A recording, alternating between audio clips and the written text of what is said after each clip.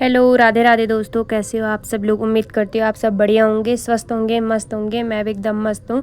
तो स्वागत है आप लोगों का मेरे आज के नए व्लॉग में। सबसे पहले तो आप सभी लोगों को करवा चौथ की बहुत बहुत बहुत शुभकामनाएं। तो यहाँ पे मैं नहा चुकी हूँ और दीपक देने के लिए आई हुई हूँ। मैं तैयार व्यार अभी नहीं हुई हूँ क्योंकि हमारा फास्ट है, बाकी लोगों का नहीं है। जो ड्यूटी वाले हैं उनको ड्यूटी जाना होता है, तो उनके लिए बनाना पड़ता है नाश्ता वगैरह। बाकी घर का झाड़ू पोछा है तो वो भी हम ही को करना पड़ता है, इसीलिए मैं तैयार नहीं हुई। बाकी यहाँ पे नहा चुकी हूँ मैं और दीपक दे रही हूँ। तो यहाँ पे मेरे साथ दीदी भी है।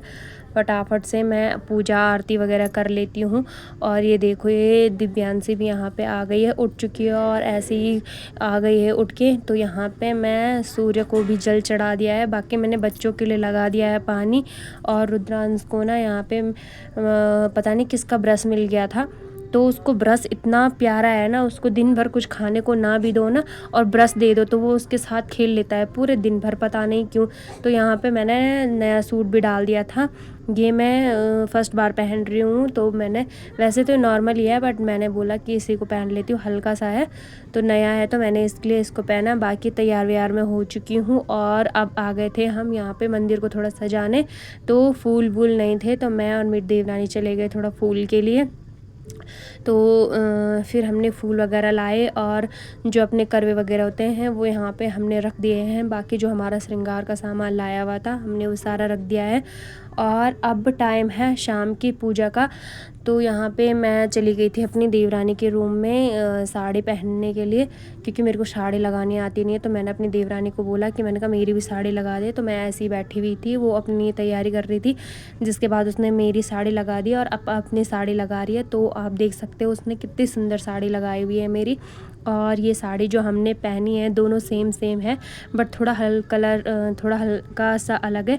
और ये करवा चौथ पे हमें हमारी सास ने गिफ्ट करी है। वैसे तो बहुएं सास को देती हैं, बट इस बार सास ने भी हमें कुछ दिया है। हमने तो दिया ही है बट इस बार सासू जी ने भी हमको गिफ्ट कराया।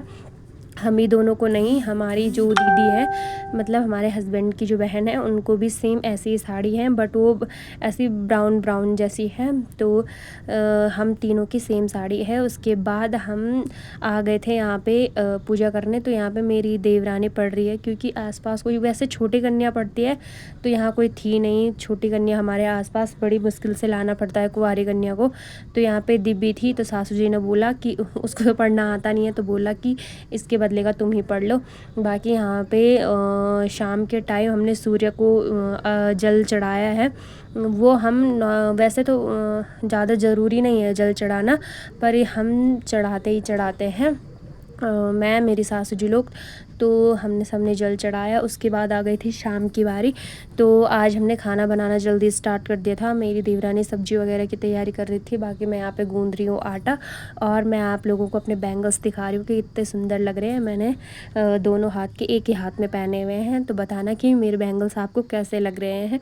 बाकी फिर आ जाते हैं यहाँ पे हम वो भरवा पूरी बना रहे थे, क्योंकि काफ़ी टाइम से मतलब ऐसे पकवान में ये चीज़ें होती है ना जो एक अलग सी वाइब देता है। तो सासू जी ने बोला तुमने वो दाल वगैरह कर रखी है तो उसका तुम भरवा पूरी बना दो।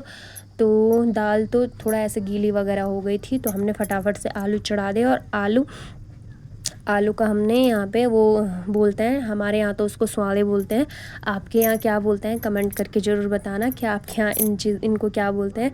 तो ये तो गदगदे ज़्यादा अच्छे होते हैं। गदगदे यानी जो भरवी पूरी होती है तो वो मोटी मोटी ज़्यादा अच्छी होती है, जैसे गांव में बनाते हैं ना मम्मी लोग।